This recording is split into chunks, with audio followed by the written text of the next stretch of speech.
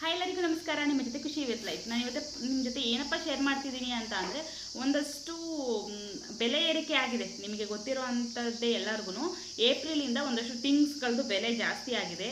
ಅದನ್ನ ಏನೇನಪ್ಪ ಯಾವುದಕ್ಕೆ ಜಾಸ್ತಿ ಆಗಿದೆ ಅಂತ ಹೇಳ್ತೀನಿ. ಜೊತೆಗೆ ಇನ್ನೊಂದಷ್ಟು ವಿಷಯಗಳ ಬಗ್ಗೆ ನಿಮಗೆ ಮಾಹಿತಿಯನ್ನು ಕೊಡಬೇಕು ಅಂತ ಇವತ್ತು ವಿಡಿಯೋನ ಮಾಡ್ತಾಯಿದ್ದೀನಿ. ಫಸ್ಟು ಬೆಲೆ ಏರಿಕೆ ಬಗ್ಗೆ ಮಾತಾಡೋಣ.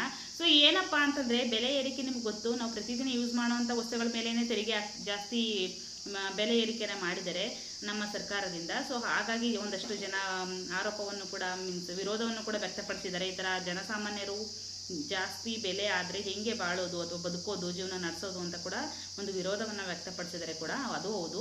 ಈಗ ಫಾರ್ ಎಕ್ಸಾಂಪಲ್ ಯಡಿಯೂರಪ್ಪ ಅವ್ರ ಮಗ ಕೂಡ ವಿಜೇಂದ್ರ ಹೆಸರು ಏನಿದ್ದಾರೆ, ಅವರು ಕೂಡ ಈ ಥರ ಮಾಡಬಾರ್ದು ಅಂತ ಹೇಳ್ಬಿಟ್ಟು ಅವರ ಒಂದು ಆಪೋಸಿಟ್ ಸರ್ಕಾರ ಏನಿದೆ ಆ ಸರ್ಕಾರಕ್ಕೆ ಅವರು ಒಂದಷ್ಟು ವಿರೋಧವಾಗಿ ಒಂದು ಏನು ಲೈಕ್ ಈ ಥರ ಮಾಡಿದ್ರೆ ಜನಸಾಮಾನ್ಯರು ಹೇಗೆ ಬದುಕಬೇಕು ಅಂತಲೂ ಕೂಡ ಕ್ವಶನ್ ಮಾಡಿದ್ದಾರೆ. ಸೊ ಬನ್ನಿ ನೋಡೋಣ ಯಾವುದಕ್ಕೆ ರೇಟ್ ಜಾಸ್ತಿ ಆಗಿದೆ ಅಂತ ಹೇಳ್ಬಿಟ್ಟು. ಫಸ್ಟ್ ಆಫ್ ಆಲ್ ನಾವೆಲ್ಲರಿಗೂ ಬೇಕು ಇಂಪಾರ್ಟೆಂಟ್ ಏನಪ್ಪ ಅದು ಅಂತಂದರೆ ಹಾಲಿಗೆ ಬೆಲೆ ಏರಿಕೆ ಆಗಿದೆ. ಹೌದು, ಈಗ ನಿಮ್ಮೆಲ್ಲರಿಗೂ ಗೊತ್ತೇ ಇದೆ. ಡೈಲಿ ಅರ್ಧ ಲೀಟ್ರ್ ಹಾಲು ತಗೋತಾ ಇದ್ರಿ ಅಂತಂದರೆ ಇಷ್ಟು ದಿನ ನಾವು ಏನು ಕೊಡ್ತಿದ್ವಿ ಅದರಿಂದ ಒಂದಷ್ಟು ಅಮೌಂಟು ಜಾಸ್ತಿ ತಗೋತಾ ಇದ್ದಾರೆ, ಹೌದಲ್ವಾ? ಹೌದು. 52 ರೂಪಾಯಿ ಇದ್ದಿದ್ದ ಹಾಲು 56 ರೂಪಾಯಿ ಆಗಿದೆ. ಅಂದರೆ ಬ್ಲೂ ಕಲರ್ ಪ್ಯಾಕೆಟ್ ಹಾಲು ಏನು ತಗೋತಾ ಇದ್ರಿ ಅವ್ರಿಗೆ ಹತ್ರ 52 ರೂಪಾಯಿ ಇರುತ್ತೆ 1 ಲೀಟರು. ಅದು ಇವಾಗ 4 ರೂಪಾಯಿ ಜಾಸ್ತಿ ಆಗಿ 56 ಆಗಿದೆ. ಇನ್ನು 1/4 ಲೀಟ್ರ್ ಮಾಮೂಲಿ ಹಾಲು ತಗೋತಾ ಇದ್ರಲ್ಲ, ಸ್ಪೆಷಲ್ ಹಾಲು ಅಂತ ಗ್ರೀನ್ ಕಲರ್ ಪ್ಯಾಕೆಟ್ ಏನಿದೆ ಅದು 14 ಇದ್ದಿದ್ದು 15ಗೆ ಆಗಿದೆ. ಅಂತಂದರೆ 1 ಲೀಟ್ರಿಗೆ 4 ರೂಪಾಯಿ ಅಂತಂದರೆ 1/4 ಲೀಟ್ರಿಗೆ 1 ರೂಪಾಯಿ ಜಾಸ್ತಿ ಆಗಿದೆ ಅಂತ ಹೇಳ್ಬೋದು. 1 ರೂಪಾಯಿ ಆಗಿರಲಿ, ಅದು ಕೆಲವ್ರಿಗೆ ತುಂಬ ಕಮ್ಮಿನೇ ಆಗಿರುತ್ತೆ. ಮೀನ್ಸ್ ಕಷ್ಟ ಇರುತ್ತೆ ಅಂತ ನಾನು ಹೇಳೋಕ್ಕೆ ಇಷ್ಟಪಡ್ತೀನಿ. ಜೊತೆಗೆ ಹಾಲಿನ ಬೆಲೆ ಬಿಟ್ಟು ಇನ್ನೇನಪ್ಪ ಜಾಸ್ತಿ ಆಗಿದೆ ಅಂತಂದರೆ, ಇವಾಗ ನಿಮ್ಗೆಲ್ರಿಗೂ ಗೊತ್ತೇ ಇದೆ. ಎಲ್ಲಿಗಾದರೂ ಹೋಗ್ಬೋದು, ಜನ ಓಡಾಡ್ತಾ ಇರ್ಬೇಕಾದ್ರೆ ಮಧ್ಯದಲ್ಲಿ ನಮಗೆ ಟೋಲ್ ಅಂತ ಸಿಗುತ್ತೆ. ನಿಮ್ಗೆ ಗೊತ್ತಿರಬೇಕು, ಟೋಲ್ ಕಟ್ಬಿಟ್ಟು ಹೋಗ್ಬೇಕಾಗತ್ತೆ. ಸೊ ಟೋಲ್ ಏನಪ್ಪ ಅಂದರೆ, ನಮ್ಮ ಕರ್ನಾಟಕದಲ್ಲಿ ಎಲ್ಲ ತುಂಬ ಕಡೆ ಟೋಲ್ನ ನಾವು ನೋಡ್ತೀವಿ. ಅಲ್ಲೆಲ್ಲ ಒಂದಷ್ಟು ಅಮೌಂಟ್ ಕಟ್ಬಿಟ್ಟು ಹೋಗ್ಬೇಕಾಗಿದೆ. ಫಾಸ್ಟಾಗಿರೋರು ಅಂಥ ಅವಶ್ಯಕತೆ ಏನಿಲ್ಲ, ಅಲ್ಲೇ ಅಮೌಂಟ್ ಕಟ್ಟಾಗುತ್ತೆ. ಅಂದರೆ ಅದು ಪ್ರಿಪೇಯ್ಡ್ ಆಗಿರುತ್ತೆ. ಇನ್ನು ನಾವು ಅಲ್ಲಿ ಹೋಗಿ ಕಟ್ಟೋರಾದರೆ ಒಂದಷ್ಟು ಅಮೌಂಟ್ ಕಟ್ಟಬೇಕಾಗುತ್ತೆ. ಲೋಕಲ್ ಅವ್ರಿಗೆ ಒಂದು 10 ರೂಪೀಸ್ ಕಮ್ಮಿ ಕೊಡ್ತಾರೆ. ಅದು ಬಿಟ್ಟರೆ ಒಂದು ಮಿನಿಮಮ್ ಒಂದು 40 ರೂಪೀಸ್ ಆದರೂ ತಗೊತಾರೆ. ಸೊ ಆ ಟೋಲ್ಗೆ 3ರಿಂದ 5% ಜಾಸ್ತಿನ ಮಾಡಿದ್ದಾರೆ. ಕರೆಕ್ಟಾಗ್ತಿದೆಯಾ? 3ರಿಂದ 5% ಟೋಲ್ ಶುಲ್ಕ ಕೂಡ ಜಾಸ್ತಿ ಆಗಿದೆ. ಅದ್ರ ಜೊತೆಗೆ ಇನ್ನೇನಪ್ಪ ಅಂತಂದರೆ ವಿದ್ಯುತ್ ದರ. ಈಗ ನಮಗೆಲ್ಲರಿಗೂ ಗೊತ್ತೇ, ಇದು ಗೃಹಜ್ಯೋತಿ ಅಂತ ಮಾಡಿದ್ದಾರೆ, ಬಟ್ ಇನ್ನು ಕೆಲವರಿಗೆ ಅದು ಅಪ್ಲೈ ಆಗಿರಲ್ಲ.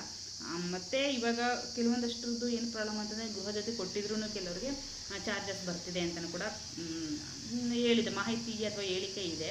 ಸೊ ಅದು 26 ಪೈಸೆಯಿಂದ 1 ಯೂನಿಟ್ಗೆ 26 ಪೈಸೆ ಅಂತ ಜಾಸ್ತಿ ಆಗಿದೆ. ಅರ್ಥ ಆಗ್ತಿದೆ? ಒಂದು ಯೂನಿಟ್ಗೆ 26 ಪೈಸೆ ಬೆಲೆ ಏರಿಕೆ ಆಗಿದೆ, ವಿದ್ಯುತ್ ಬೆಲೆ ಅಂತ ಹೇಳ್ಬೋದು. ಜೊತೆಗೆ ಇನ್ನೇನಪ್ಪ ಅಂತಂದರೆ, ಕಾರು ಅಥವಾ ಈಗ ನಮಗೇನು ಅಫಿಷಿಯಲ್ ಯೂಸಸ್ಗೆ ಏನು ಬೇಕು, ಕಾರ್ ಬೇಕು, ಎಲೆಕ್ಟ್ರಾನಿಕ್ಸ್ ಐಟಮ್ಸ್, ಇದಕ್ಕೆಲ್ಲ ಗ್ಯಾಡ್ಜೆಟ್ಸ್ಗಳಿಗೆಲ್ಲ ಬೆಲೆ ಜಾಸ್ತಿ ಆಗಿದೆ. ಅದೇನು ಅವಶ್ಯಕತೆ ಇಲ್ಲ. ಸಾಮಾನ್ಯ ಜನತೆಗಳಿಗೆ ಹೇಳಬೇಕು ಅಂತ ಬಂದಾಗ ಅದರದ್ದೇನು ಅವಶ್ಯಕತೆ ಇಲ್ಲ ಬಿಡಿ. ನಾನು ಹೇಳಿದ್ದು ಫಾರ್ ಎಕ್ಸಾಂಪಲ್ ಒಟ್ಟಾರೆಯಾಗಿ ಹೇಳಿದ್ರೆ, ಈಗ ಲೈಕ್ ಗ್ರ್ಯಾಂಡ್ ವಿಟಾರ್ ಆಗಿರ್ಬೋದು, ಅದಕ್ಕೆಲ್ಲ ಮಾಮೂಲಿ ಇಷ್ಟೊಂದು 50,000 60,000 ಅದರ ಅಮೌಂಟು ಜಾಸ್ತಿ ಆಗಿದೆ ಅಂತಲೇ ಹೇಳ್ಬೋದು. ಜೊತೆಗೆ ಡೀಸೆಲ್ ಬೆಲೆ ಏನಿದೆ ಅದು 2 ರೂಪಾಯಿ ಮಾತ್ರ ಜಾಸ್ತಿ ಆಗಿದೆ. 2 ರೂಪಾಯಿ ಮಾತ್ರ ಅಂತ ಅನ್ಬೋದು, ಬಟ್ ಅದನ್ನು ಕೂಡ ಜಾಸ್ತಿ ಅಲ್ವಾ? ಸೊ ಹಾಗಾಗಿ ಡೀಸೆಲ್ ಬೆಲೆನೂ ಕೂಡ 2 ರೂಪಾಯಿ ಹೆಚ್ಚಳ ಅಂತ ಹೇಳ್ಬೋದು. ಇನ್ನು ಬಸ್ ಚಾರ್ಜು ನಿಮಗೆ ಗೊತ್ತು, ಲಾಸ್ಟ್ ಮಂತಿಂದನೇ ಸ್ಟಾರ್ಟ್ ಆಗಿಬಿಟ್ಟಿದೆ. ಸೊ ಅದು ಕೂಡ ಏರಿಕೆ ಆಗಿದೆ. ಈ ಕಡೆ ಲೇಡೀಸ್ಗೆ ಫ್ರೀ ಇದೆ, ಈ ಕಡೆ ಜೆಂಟ್ಸ್ಗೆ ಒಂದಷ್ಟು ಜಾಸ್ತಿ ಆಗಿದೆ ಅಂತಲೇ ಹೇಳ್ಬೋದು. ಓಕೆನಾ? ಅದು ಬಿಟ್ಟರೆ ಇನ್ನೇನಪ್ಪ ಮಾಹಿತಿ ತಿಳಿಸ್ಬೇಕು ನಿಮಗೆ ಅಂತಂದರೆ, ಗುಡ್ ನ್ಯೂಸ್ ಅಂತ ಏನಂತಂದರೆ, 12 ಲಕ್ಷದ ತನಕ ಏನು ಬೆನಿಫಿಟ್ಸ್ ಆದಾಯ ಇತ್ತು ಅದು ತೆರಿಗೆ ಎಲ್ಲ ಟ್ಯಾಕ್ಸನ್ನು ಕಮ್ಮಿ ಮಾಡಿ, ಟ್ಯಾಕ್ಸ್ ಇಲ್ಲ ಅಂತ ಹೇಳಿದ್ದಾರೆ. 12 ಲಕ್ಷದ ತನಕ ಏನಾದ್ರು ಅವ್ರಿಗೆ ಆದಾಯ ಇನ್ಕಮ್ ಇತ್ತು ಅಂತಂದರೆ ಅವ್ರಿಗೆ ಟ್ಯಾಕ್ಸ್ ಇಲ್ಲ ಅಂತೇನೋ ಹೇಳಿದ್ದಾರೆ. ಅದೊಂದು ಸಿಹಿ ಸುದ್ದಿ. ಅದು ಇನ್ನೂ ಕನ್ಫರ್ಮ್ ಆಗಿಲ್ಲ. ಕನ್ಫರ್ಮ್ ಆದಮೇಲೆ ಖಂಡಿತವಾಗಿ ನಿಮ್ಗೆ ಅದನ್ನು ಕೂಡ ತಿಳಿಸ್ಕೊಡ್ತೀನಿ. ಅದರ ಜೊತೆಗೆ ಪೆನ್ಷನ್ ನಿಮಗೆ ಮೊದಲೇ ಹೇಳಿದ್ದೆ ನನ್ನ ವಿಡಿಯೋದಲ್ಲಿ, ಏಕೀಕೃತ ಪೆನ್ಷನ್ ಜಾರಿಯಾಗಿದೆ. ಮತ್ತು ಇನ್ನೇನಪ್ಪ ಅಂತಂದರೆ, ನಿಮ್ಗೆಲ್ಲರಿಗೂ ಗೊತ್ತೇ ಇರಬೇಕು, ಎಲ್ಲ ಪ್ರತಿಯೊಂದು ಮನೆಯಲ್ಲೂ ಹೆಲ್ತ್ ಕಾರ್ಡ್ ಅಂತ ಮಾಡಿಸ್ತಾನೆ ಇರ್ತೀರ, ಹೌದಲ್ವಾ? ಹೆಲ್ತ್ ಕಾರ್ಡ್ ಬಗ್ಗೆ ನಿಮ್ಗೆ ಗೊತ್ತಿದೆ. ಅದರಲ್ಲಿ ಏನಪ್ಪ, ಏಪ್ರಿಲಿಂದ ಹೊಸದು ಅಂತ ಏನಿದೆ, ಈ ಏಪ್ರಿಲಲ್ಲಿ ಇರುವಂತಹ ಒಂದು ಹೆಲ್ತ್ ಕಾರ್ಡಲ್ಲಿ ಅಥವಾ ವಿಮೆ ಕಾರ್ಡ್ ಅಂತ ಬಿಟ್ಟಿದ್ದಾರೆ. ಅದರಲ್ಲಿ 5 ಲಕ್ಷ ತನಕನೂ ಅದರಲ್ಲಿ ಹೆಲ್ತ್ ಬೆನಿಫಿಟನ್ನು ನಾವು ಮಾಡ್ಕೋಬೋದು. ಯಾರಿಗಪ್ಪ ಇತ್ತು ಅಂತಂದರೆ, ಇಲ್ಲಿ ತನಕ 60 ವರ್ಷದ ಒಳಗಡೆ ಯಾರಿರ್ತಾರೆ ಅವ್ರಿಗೆ ಮಾತ್ರ ಮಾಡಿಸ್ಬೇಕು. ಯಾಕಂತಂದರೆ ಅವರೆಲ್ಲ ಚೆನ್ನಾಗಿರ್ತಾರೆ, ಹತಾಜೂರು ಯಾವಾಗ ಹುಷಾರು ತಪ್ಪಿದ್ರೆ ಮಾತ್ರ ಅವ್ರಿಗೆ ಯೂಸ್ ಆಗುತ್ತೆ ಅಂತ ಅನ್ಕೋಬೋದಾಗಿತ್ತು. ಅದೇ 60 ವರ್ಷದ ಮೇಲ್ಪಟ್ಟವ್ರಿಗೆ ಇರಲಿಲ್ಲ.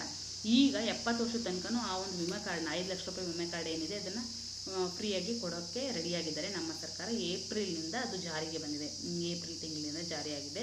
ಸೊ ಹಾಗಾಗಿ ನಿಮ್ಮ 70 ವರ್ಷದಲ್ಲಿ ನಿಮ್ಮ ಮನೇಲಿ ನಿಮ್ಮ ತಂದೆ ಲೈಕ್ ಈ ಥರ ನಿಮ್ಮ ಮನೇಲಿ ಯಾರು ಗ್ರ್ಯಾಂಡ್ ಪೇರೆಂಟ್ಸ್ ಲೈಕ್ ಈ ಥರ ಇರ್ತಾರಲ್ಲ ಅವ್ರಿಗೆಲ್ಲ ಈ ವಿಮೆ ಕಾರ್ಡನ್ನು ಮಾಡಿಸಿ. ಓಕೆನಾ? ಅವ್ರಿಗೆ ಏನಾಗಿರ್ಬೇಕಪ್ಪ ಅಂದರೆ ಕರ್ನಾಟಕದವರಾಗಿರಬೇಕು, ನಮ್ಮದು ನಮ್ಮ ಸಿಟಿಸನ್ಸ್ ಆಗಿರಬೇಕು ಅಷ್ಟೇ, ಇನ್ನೇನಿಲ್ಲ. ಅದಕ್ಕೆ ಹೋಗ್ಬಿಟ್ಟು ನಿಮ್ಮ ಹತ್ರದಲ್ಲೆಲ್ಲ ಒಂದು ಸೈಬರ್ ಸೆಂಟರ್ ಇದ್ದರೆ ಖಂಡಿತವಾಗ್ಲೂ ಈ ವಿಮೆ ಕಾರ್ಡನ್ನು ಮಾಡಿಸಿ. ಇದು ಸ್ವತಃ ಮೋದಿಯವರೇ ಮಾಡಿಸಿರೋದ್ರಿಂದ ಇದು ತುಂಬ ಬೆನಿಫಿಟ್ಸ್ ಇದೆ ಇದರಲ್ಲಿ. ಇಲ್ಲಿ ತನಕ 60 ವರ್ಷದ ಒಳಗಡೆ ಇದ್ದವ್ರಿಗಿತ್ತು, ಇವಾಗ 60 ವರ್ಷ ಮೇಲ್ಪಟ್ಟವ್ರಿಗೂ ಕೂಡ ಈ ಒಂದು ಹೆಲ್ತ್ ಕಾರ್ಡನ್ನು ಬೆನಿಫಿಟ್ ಕೊಡ್ತಾ ಇದ್ದಾರೆ. ಸೊ ಹಾಗಾಗಿ ಇದನ್ನು ಯೂಸ್ ಮಾಡ್ಕೊಳ್ಳಿ ಅಂತ ಹೇಳ್ತಾ ಈ ವಿಡಿಯೋನ ನಾನು ಹೇಳೋಕ್ಕೆ ವಿಡಿಯೋ ಮಾಡೋಕ್ಕೆ ಬಂದಿದ್ದೀನಿ.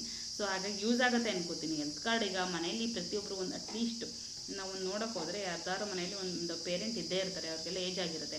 ಅವ್ರಿಗೇನಾದ್ರು ಒಂದು ಏನಾದರೂ ಹುಷಾರಿಲ್ಲ ಅಂತಂದರೆ ನಾವೇ ನೋಡ್ಕೋಬೇಕಲ್ವಾ. ಸೊ ಹಾಗಾಗಿ ಈ ಒಂದು ವಿಡಿಯೋನ ಮಾಡೋಣ, ಹೆಲ್ಪ್ ಆಗುತ್ತೆ ಅಂತ ಮಾಡಿದ್ದೀನಿ. ಬಟ್ ಇನ್ನೊಂದೇನಪ್ಪ ಅಂತಂದರೆ ಹೆಲ್ತ್ ಕಾರ್ಡ್ ಎಲ್ರಿಗೂ ಕೊಡ್ತಾರೆ. ಹೆಲ್ತ್ ಕಾರ್ಡ್ ಕೊಡ್ತಾರೆ ಅಂದ್ಬಿಟ್ಟು ಏನಾದರೂ ಶಸ್ತ್ರಚಿಕಿತ್ಸೆಗೆ ಔಷಧ ಅದಕ್ಕೆಲ್ಲ ಓಕೆ. ಬಟ್ ಅದ್ರ ಬದಲು ಕೆಲವರು ಫೇಸ್ ಸರ್ಜರಿ ಆಗಿರ್ಬೋದು, ಅಥವಾ ಆರ್ಗನ್ ಟ್ರಾನ್ಸ್ಪ್ಲಾಂಟ್ ಆಗಿರ್ಬೋದು, ಅಥವಾ ದಂತ ಚಿಕಿತ್ಸೆ ಆಗಿರ್ಬೋದು, ಇದಕ್ಕೆಲ್ಲ ಅವಕಾಶ ಇಲ್ಲ. ಬರೀ ಜಸ್ಟ್ ಏನಪ್ಪ ಅಂತಂದರೆ ಏನು ಹುಷಾರಿಲ್ಲದೆ ಇರೋ ಥರ ಅಥವಾ ತುಂಬ ಜೀವಕ್ಕೆ ಆಪತ್ತು ಅನ್ನೋ ವಿಷಯದಲ್ಲಿ ಮಾತ್ರ ಅವ್ರು ಸಪೋರ್ಟ್ ಮಾಡ್ತಾರೆ ಹೊರತು ಯಾವುದೇ ಥರ ನಮ್ಮ ಒಂದು ಫಿಸಿಕಲ್ ಲೈಕ್ ಸೌಂದರ್ಯಕ್ಕೆ ಸಂಬಂಧಪಟ್ಟಂಗೆ ಯಾವುದನ್ನು ಅವರು ಫ್ರೀ ಕೊಡಲ್ಲ. ಓಕೆನಾ. ಇದಕ್ಕೆ ಖಾಸಗಿ ಹಾಸ್ಪಿಟಲ್ ಆಗಿರ್ಬೋದು, ಗೌರ್ಮೆಂಟ್ ಹಾಸ್ಪಿಟಲ್ ಎರಡೂ ಕಡೆ ಟ್ರೀಟ್ಮೆಂಟ್ ಇರುತ್ತೆ. ಬಟ್ ನಾನು ಹೇಳೋದ್ನಲ್ಲ, ಜೀವಕ್ಕೆ ತೊಂದರೆ ಆದಾಗ ಮಾತ್ರ ಕೊಡ್ತಾರೆ. ಅದನ್ನು ಯೂಸ್ ಮಾಡ್ಕೋಬೇಕು ಅಂತ ಅಂದ್ಬಿಟ್ಟು ನಾವು ಇಲ್ಲ ನಮಗೆ ಆ ಥರ ಬೇಕು ಈ ಥರ ಬೇಕು ಅಂತೆಲ್ಲನೂ ನಾವು ರಿಕ್ವೈರ್ಮೆಂಟ್ ತಗೊಳಕ್ಕಾಗಲ್ಲ.